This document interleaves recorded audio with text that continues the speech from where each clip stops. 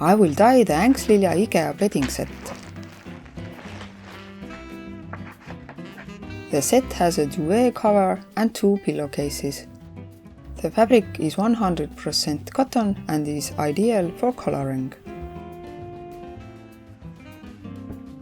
It doesn't matter that it is wrinkly since I will soon dye it into a tight bunch anyway.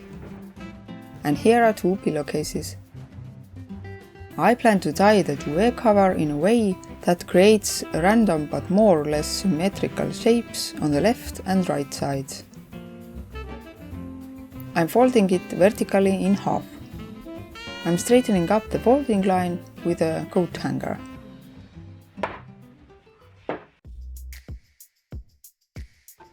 Rubber bands are the easiest for the batik technique.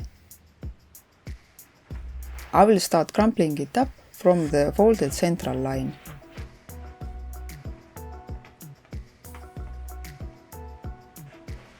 I will take 2 rubber bands, since in that way it is easier to tie it up. The knots must be strong. Tight knots create more contrast, since it is harder for the tie to get in, and this creates the patterns. Finally, I will tie everything together.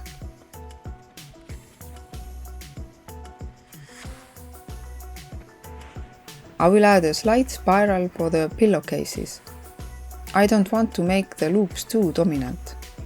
I think that the little fuzzier lines are better. Now the entire bedding set is tied up.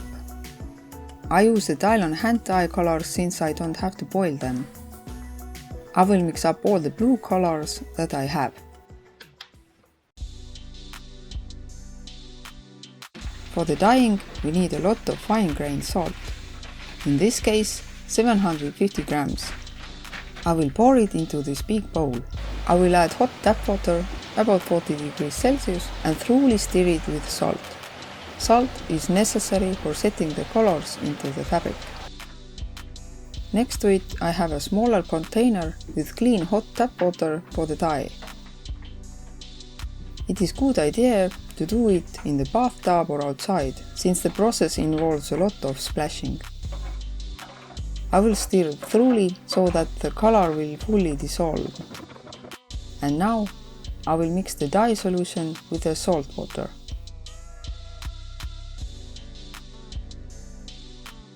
I will stir it thoroughly.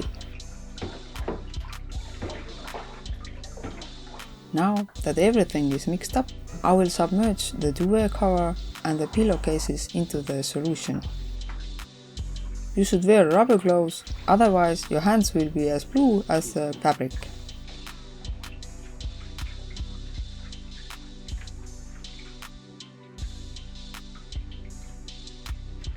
You need to stir it continuously for 15 minutes.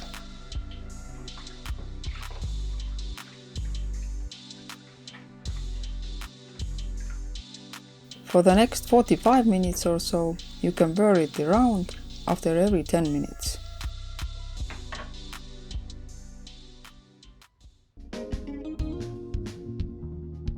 Now that the fabric has been in the solution for about an hour, I will squeeze out the excess dye. The ropes came off pretty easily, but I will not remove the rubber bands yet.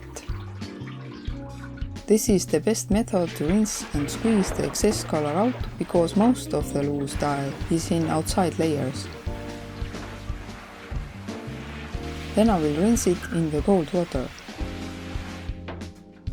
Lots of loose dye is washing out.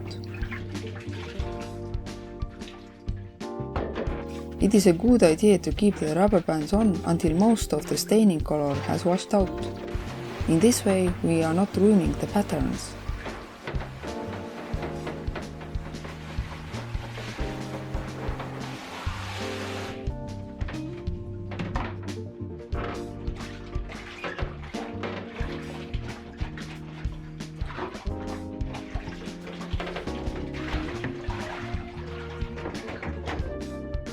After enough rinsing, I start removing the rubber bands. My experience is that it is easier to remove the double rubber bands than single ones. In that case, they don't break that easily.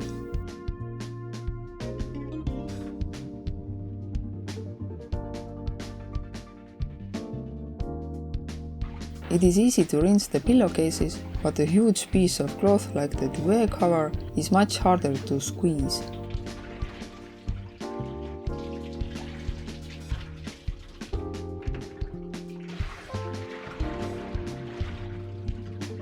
You will use a lot of water when dyeing fabrics like that.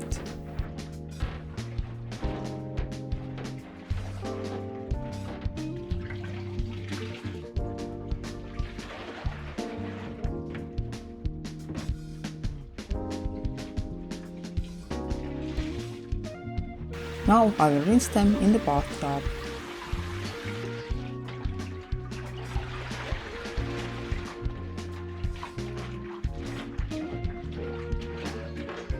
The water is cold. I will put on the rubber gloves again.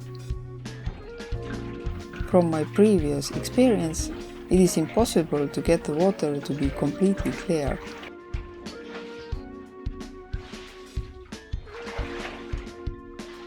So after I have rinsed it for some time, I will put it into the washing machine. The rinsed fabric will go into the washing machine with an old white towel. I will use it as so-called color catcher. I will use a delicate wash cycle. I will let them dry on a drying rack.